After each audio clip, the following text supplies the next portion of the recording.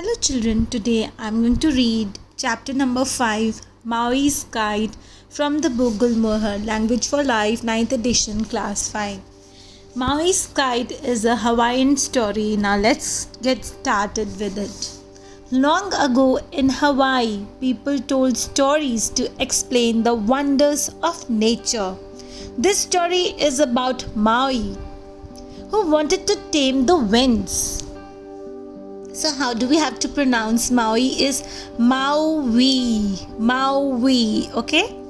One morning, Maui decided that he had to build a kite. And what a kite he built! His mother gave him her largest, strongest piece of cloth. For the cross pieces, he used sticks of bamboo, and he cut branches from the Olana shrub to make a strong rope. Olana shrub is a Hawaiian plant known for its strong bark. Maui's kite was a work of art. He told himself, I must get a special wind to fly my kite. I will go to the keeper of the winds. She will let me have the perfect wind to make my kite fly really high. His friends happily gathered around to help him carry his kite to the keeper of the winds. As the group paraded means walked in a large group in an orderly fashion to celebrate. So as the group paraded through the village, everybody left their work and came to watch. When the group finally approached the cave of the winds, they could see the keeper of the winds sitting by the entrance. Approached is came near. Oh, keeper of the winds, cried Maui, please bring Ipuiki, the small god that holds the gentle breezes, and let us fly our kite. God is a fleshy vegetable with a thick skin. The keeper was a wise old woman. She knew that the gentle winds of Ipuiki would play kindly with the boy. So she went into her cave and returned, carrying a small god and singing her song. So what was the song? O wind, soft wind of Hilo, wind from the God of everlasting winds, come from Ipuiki. O wind, soft wind of Hilo, come gently, come mildly. The lid of the god began to stir, and the keeper carefully opened it. Slowly, the soft wind of Hilo drifted out and tugged at the kite. Maui let out some cord, and he and his friends cheered as the kite soared like a great bird over the sea. The keeper stood silently and looked on with a smile. After a while she said, That's enough for today. The winds should not be taken for granted. They will respect you if you respect them. After a few moments of silence, Maui nodded and said, Yes, O keeper of the winds, call your winds back to you. The woman now removed the lid from Ipuiki. As the winds returned, the kite slowly dropped. Maui reeled in the line, caught the kite, and went back home with his friends while the keeper closed the lid. But Maui was not content.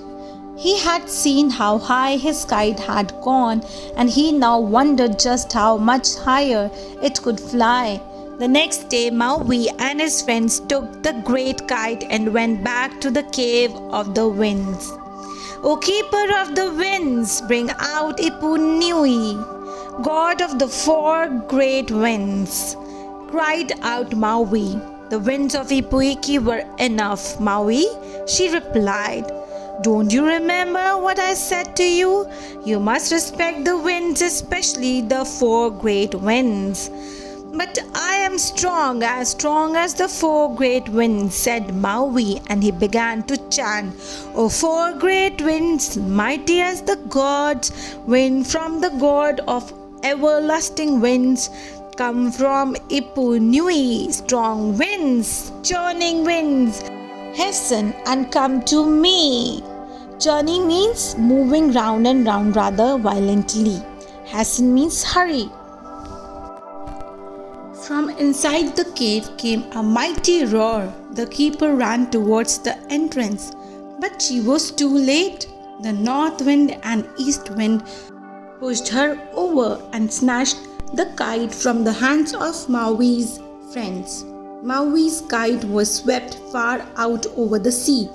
He laughed with delight when he saw how far his kite had gone, and at the keeper who was struggling vainly to put the lid back on Ipu Nui. Struggling vainly means trying without success.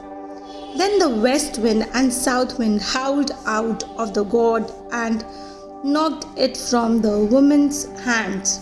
The kite went as high as the cord was long, and then it tugged fiercely at the cord. The cord began to hum in the wind, and the kite disappeared into the darkening clouds. Thinking that he was in control, Maui called out, "O winds, mighty as the gods, return to Ipu Nui." But of course the winds were beyond his control. They raged stronger and stronger until the cord attached to the kite snapped with a mighty crack. Raged means blew forcefully. Maui almost fell backwards. The kite sailed away over the mountain, never to be seen again. The winds continued to rage over the entire island. A heavy rain sent people scurrying in all directions. The winds had proved who was stronger. At last, the keeper of the winds pounced on Ipu Nui and took it back to the cave. She worked all through the night, gently coaxing the winds back into the god. Scurrying means running in quick, short steps, and coaxing means persuading somebody to do something by talking in a kind and gentle way.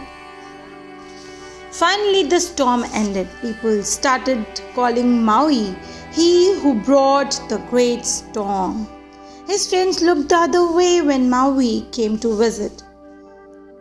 Finding himself alone with nothing to do, Maui built another kite. It was smaller than the first. He flew it near his home when there was no one else about. He would tie the kite to a rock and study its movements in the sky. Soon he could tell when the weather would be fine or stormy. One day he noticed some men going off to the fields. "It will rain today," called out Maui. "Tomorrow will be a better day to work in the fields."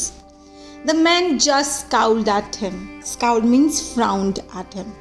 But soon it did begin to rain, and the men came running back to the village looking in amazement at Maui. Another day, Maui warned a group of women that their clothes would be blown away from the drying place because his kite told him that there would be a storm that day. Later, they were out in their yards chasing their clothes, which were blowing about in the storm. In time, the village people began to depend on Maui and his kite. He taught them how to tell from the dancing movements of the kite which days would be good for planting or fishing or drying cloth. People now started calling him teacher of the weather. Even the keeper of the winds no longer shunned him, and Maui had learned his lesson.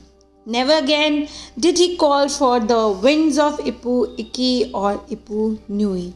And that is the end of the story, and it's a Hawaiian legend. Now here are the back exercises for you to see and work for yourself, understanding the chapter.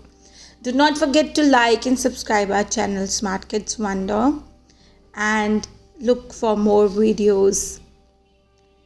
Happy learning. Thank you so much. Bye bye.